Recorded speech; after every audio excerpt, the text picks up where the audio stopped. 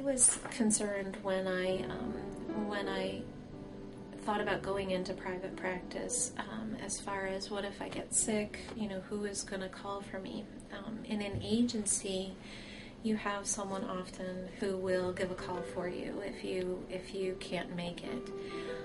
What I found is that if you have your P's and Q's in order and you have everything together, planning to not be in for whatever emergency might happen, clients are actually less upset about you calling off or not coming into the office than they are in an agency if a third party calls for you. So I have a list all the time, an active caseload list, and multiple numbers. And if I can't make it in, I know that immediately, and I call them and I let them know. And then on rare occasion that I can't get a hold of someone, I'll put a note on the door. And like I said, it's people are very forgiving in that sense. And I was worried about that, but it's almost a non-concern at all if you have all the P's and Q's in order ahead of time to plan for that. One of my biggest fears coming into private practice was how on earth am I going to get referrals? I think the first step in getting referrals is being confident enough that you are a good enough counselor to market yourself. It's a lot of marketing. And so being able first to start there, you have to have sort of a business sense with this. And you've went through all the training, you've went through the licensure, you have the skills in order to be able to do this. A lot of people worry about that. So then when you do go to seek out referrals at doctor's offices, at other institutions, schools, wherever you might go, you carry that confidence with you. Once you get started, you will receive referrals from the clients that you already have. I think that's the biggest piece of it is you get, by word of mouth, people will know your name in the community, and it won't take long at all.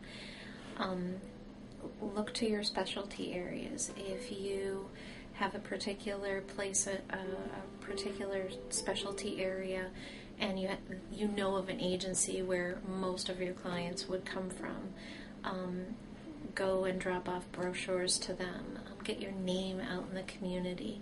Very important. It's not a passive having a passive way of doing things comes eventually with the word of mouth. But when you first start out, just getting your name out there in the community and having the confidence to do that, because it'll show. The NPI number is a number that you have to get. It's through the CMS website.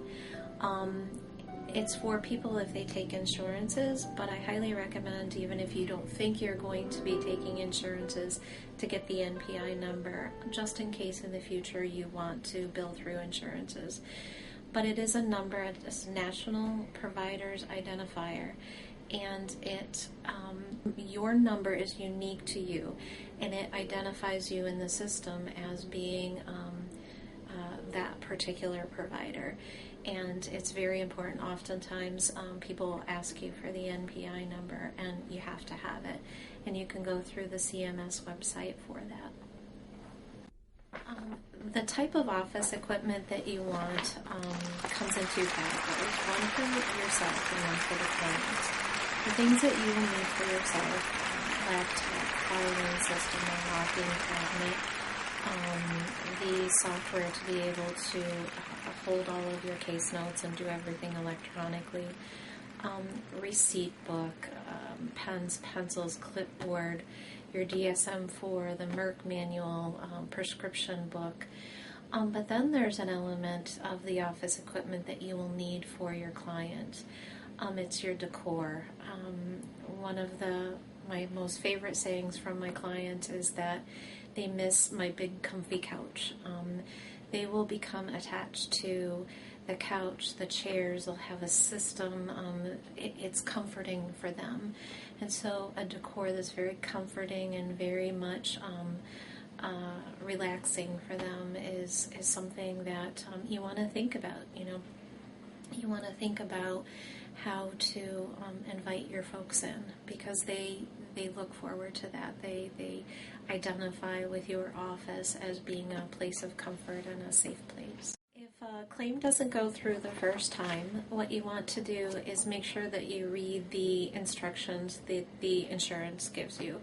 They will give you the reason why you didn't get the monies that were allotted to you.